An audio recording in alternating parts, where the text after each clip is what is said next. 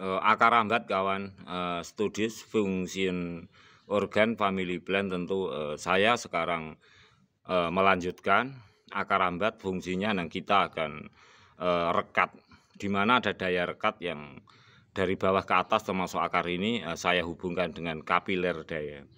Tentu hal ini saya sangat dipengaruhi oleh seorang kapiler daya atau gaya kapiler. Jadi untuk mengetahui geografis kita kawan, di mana saya membuat trayeng batuan kapur putih. Tentu semata-mata seperti ini secara natur bisa tumbuh kembang, tetapi saya dipengaruhi oleh tulisan-tulisan seorang kapiler bahwa fungsi rambat dari bawah ke atas itu sangat penting, dan saya juga tidak menafikan dengan daya-daya seperti gaya-gaya gravitasi. Nah ini kapiler bisa kita saksikan di sini, di mana saya psikoterapi yang secara itu hanya istilah penyebutan saya, tumbuhan dari proses kimiawi tumbuhan, kompos ke tumbuhan lain. Tetapi kapiler di sini yang saya maksud adalah di mana keseimbangan daya rambat karena faktor lembab, jagrak batuan kapur. Tentu daya rambat itu sendiri itu sangat berhubungan batuan kapur putih, panah, oksigen, juga faktor air. Nah ini punya keseimbangan, terjadilah fungsi-fungsi yang kita tentu akan menelaah lebih jauh mengenai batuan kapur putih adalah media budidaya tumbuh kembang tumbuhan unik, tumbuhan lumut, juga tumbuhan pakis. Bermacam-macam tumbuhan pakis bisa tumbuh dengan keunikannya. Tentu tidak kita nafikan semuanya. Kapiler di sini akan sangat bermakna fungsinya. Ada daya rambat yang sangat seimbang tentang geografis dan alam kita, dan tentu trayeng-trayeng ini kita buat dengan sampling-sampling yang sangat sederhana. Bagaimana tumbuh kembangnya tanaman alami kalau memang tidak ada daya resap yang seimbang. Ketika daya resap berupa oksigen atau air, ada energi tertentu yaitu yang membangkitkan suplai sehingga bisa tumbuh kembang unsur matahari. Kalau matahari terlalu terik, tentu daya rambat, daya resap dari air atau oksigen akan membuat kering. Tapi dengan keseimbangan yang alami, rambatan air atau oksigen, kemudian ada suplai energi yang mendukung yaitu matahari, mudah tumbuh kembang tanaman alami. Tentu zat-zat itu akan sangat berkaitan, akan tumbuh, dan proses memutar mineral-mineral sendiri itu sangat mendukung.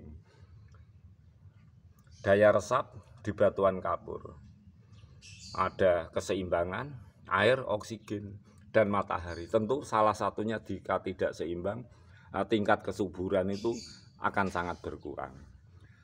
Bagaimana di saat musim kemarau, bagaimana di saat musim penghujan. Tetapi kapiler di sini adalah sangat penting. Daya resap dari bawah ke atas. Sehingga menumbuhkan tumbuhan alami. Secara alami memang akan tumbuh kembang di alam kita, di geografis kita tempo dulu. Ini adalah di perumahan kawan, di bawah jalan.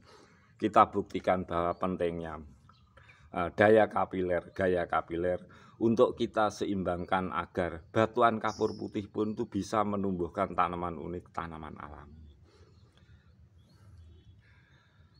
Kita juga teknik resapan di mana natrium klorida hebat dari kompos-kompos, daun-daun, di mana nutrisi atau hara bisa jatuh ke bawah berupa dari endapan, akhirnya ada tumbuh natrium klorida hebat.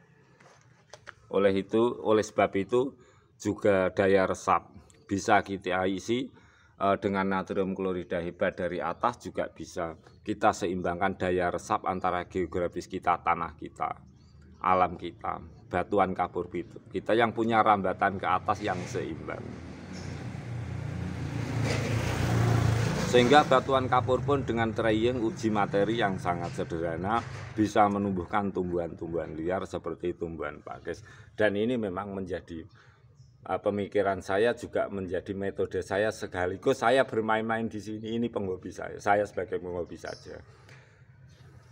Tentu yang saya harapkan dimanapun berada, di Indonesia, di luar kota Tuban, di Tuban, di luar kota Tuban, di seluruh negeri, di seluruh dunia sahabatku berada, bisa melakukan yang lebih baik. Pentingnya keseimbangan daya resap dari bawah ke atas juga alam kita. Kalau kita eksploitasi betapa alam kita tuh hebat. Bawahnya mungkin ada air, bawahnya ada zat atau mineral yang sangat bermanfaat. Bahkan keunikan yang lain yang belum kita ketahui. Pentingnya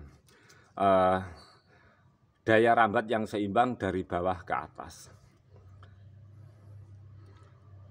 Pentingnya teori atau teknik kapiler agar resap itu seimbang antara oksigen, air juga matahari.